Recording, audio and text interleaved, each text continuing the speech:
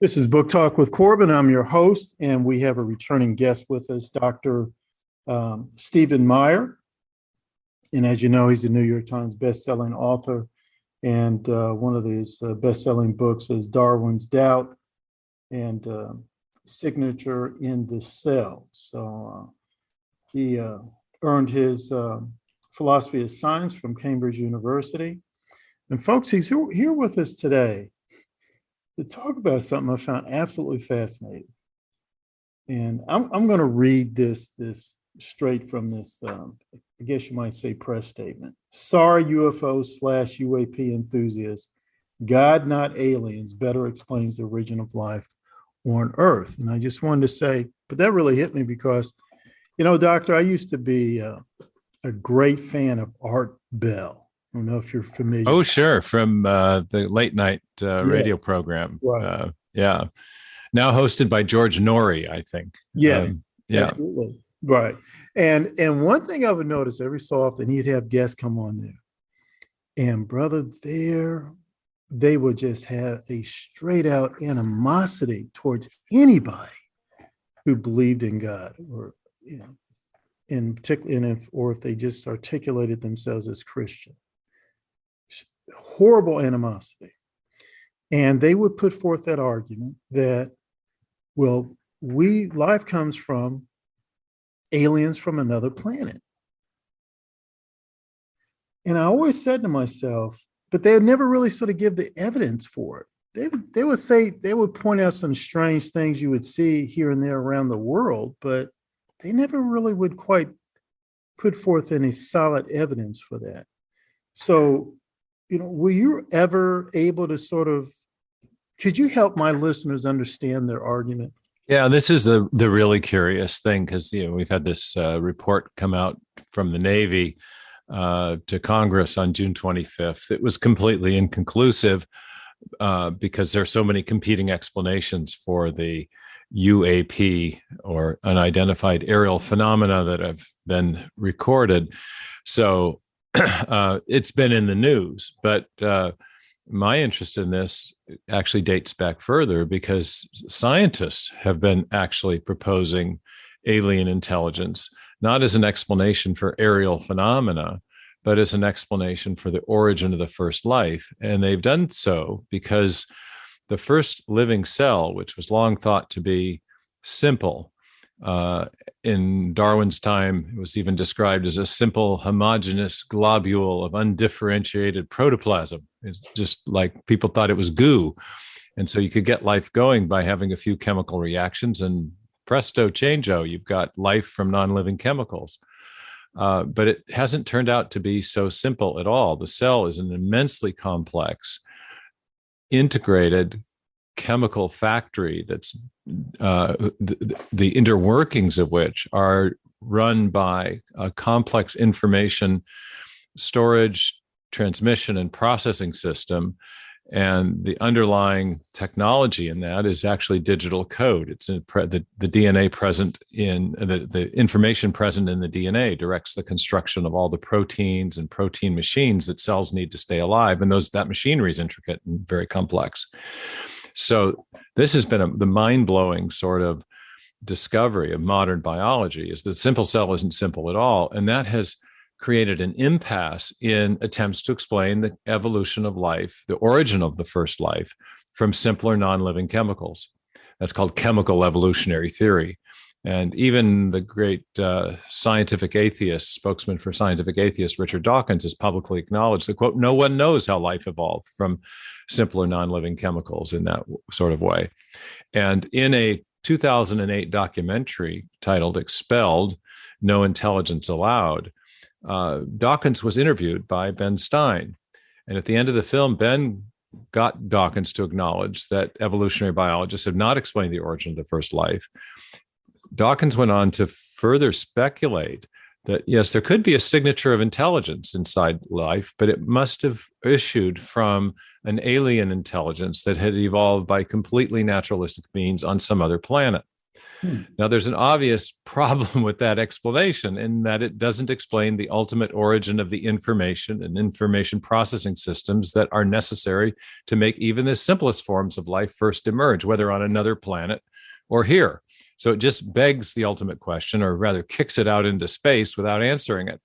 And Dawkins later admitted or expressed regret about having speculated on camera about this with Ben Stein, but no less a personage in science than Francis Crick himself, the co-discoverer of DNA, posited this idea. It's known in science as directed panspermia. And other scientists, such as Sir Fred Hoyle, also have proposed life coming from space. And so this is actually a very persistent speculation in the scientific community, and it's been predicated on the observation of the immense complexity of the cell and indeed the information-bearing properties of the DNA molecule and the other large molecules that make life possible. We know information always comes from a mind or an intelligence. So rather than positing divine intelligence, these scientists have suggested, well, life here must have come from some other intelligence, but one within the cosmos that itself evolved by completely undirected natural processes. So you had mentioned what you just said there, panspermia. Panspermia. Okay. I've never heard that term before, and I wanted to. That's the term of the technical term for this theory: directed panspermia, the life being seeded here on a directed basis by an intelligence from outer space. From outer space. Now, do they go as far as to speculate? Where this intelligence outer space, where this intelligence in outer space is located? Not that much detail usually. Of course, one of the big interesting new development in science is the awareness that whereas before scientists pretty much assumed that life was inevitable elsewhere in the cosmos because there are so many galaxies and therefore so many planetary systems, recent thinking among astronomers has shifted a bit. There was a book in 2005, I believe, by two University of Washington astronomers, Peter Ward and Don Brownlee, titled Rare Earth. And they said, yeah, there are a lot of other galaxies out there, but we have to balance that against the number of parameters that must be just right to allow for life to exist. And whereas if you think of a simple equation, then the numerator might be the number of all those other galaxies and star systems. But the denominator, that's got to be balanced against the denominator of the immense improbability of getting the conditions right anywhere. And they expressed skepticism about the idea that life might exist anywhere else in the universe because of the immense improbability associated with the multiple parameters that have to be just right against all odds. And another book called Privileged Planet made the same case and expanded that to suggest that life here, the parameters that made life here on this planet possible, exhibited evidence of intelligent design, but not design of an alien. I think those authors meant God Almighty. Folks, this is a Book Talk with Corbin. I'm your host, and I'm speaking with Dr. Stephen Meyer, author of the book, Return of the God Hypothesis. Doctor, as we wrap things up a little bit, why do you think some of these scientists are so adamant against even sort of saying to themselves, well, maybe there's a God, maybe? They just seem to be so adamant about it. It's adamant against it. Yeah, I certainly encountered that. And in fact, when Ben Stein interviewed Dawkins, he told the producers afterwards that he called Dawkins's theory the ABG hypothesis, anything but God. So, well, I think it's part of the intellectual heritage we've received from the 19th century.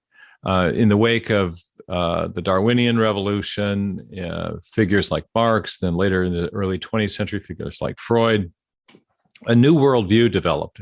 Scholars call it scientific materialism, whereas science arose originally in a decidedly Judeo-Christian context in Western Europe, and for very significant Judeo-Christian reasons. The early scientists thought that they were revealing the handiwork of God in their study of nature, and they believed that nature revealed the glory of God. That's actually the title of a great work in the history of science by the Baylor historian of science, Rodney Stark, published with Princeton University Press, For the Glory of God. That's what science was about in its early days. By the late 19th century, that perspective was largely lost. And you had figures like Darwin, who told us where we came from, Marx, who had a utopian vision of the future, and then Freud, who came along a bit later and told us what to do about the human condition and our sense of guilt. And between these three figures and other 19th century figures, the big worldview questions that traditionally Judeo-Christian religion had answered, these questions were now answered in a purely secular, materialistic way. And so there was sort of an established or default way of thinking that intellectuals adopted, and it became kind of the assumed view of all reasonable people. And that has affected the way science has been done. Many scientists today, think that it's part of their duty to explain everything, even the origin of the universe or the origin of life, by reference to strictly materialistic processes, without any reference to evidence of design or the possibility that creative intelligence played a role. And yet, when they find evidence of creative intelligence in the form of that sophisticated information processing system that's inside living cells, rather than attribute the origin of that system to a transcendent intelligence, they rather think, well, it must be an intelligence within the cosmos that evolved by strictly materialistic processes, so they can get back to that fundamental assumption of materialism. But that is an assumption. It's not proven.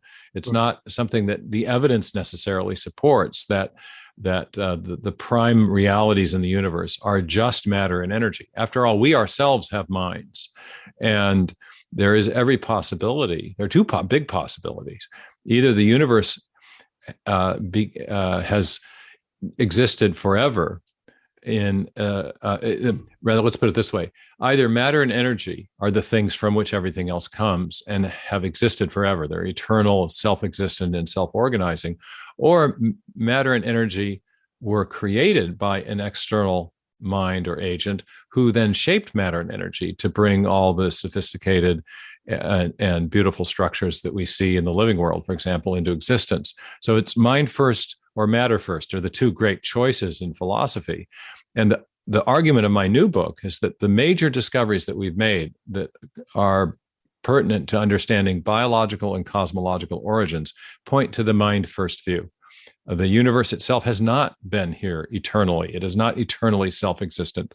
We now have very good reason to think that the universe had a beginning. It's been finely tuned against all odds to make life possible.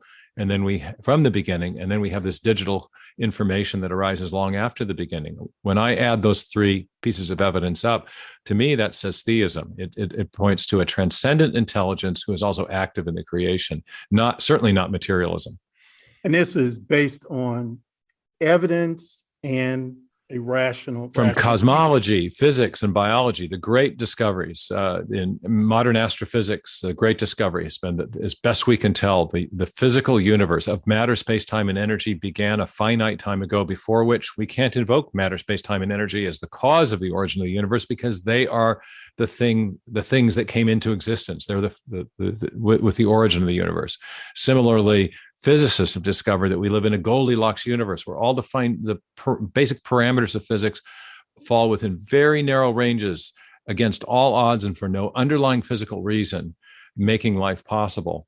And then again, life is far more complex than we ever thought. And it's a kind of complexity that we know from our uniform and repeated experience, the basis of all scientific reasoning. It's a kind of complexity, an informational complexity that always indicates the activity of a prior mind. Now, you made reference to your book. Are you talking about Return of the God Hypothesis?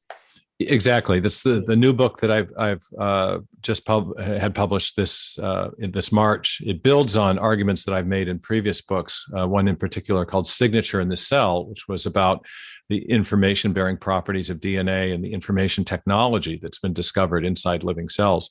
It's a little side note, but just couple of weeks ago, Richard Dawkins, again, the world's foremost spokesman for scientific atheists, tweeted that he was, quote, knocked sideways by the wonderment and amazement he felt at the data processing systems that were at work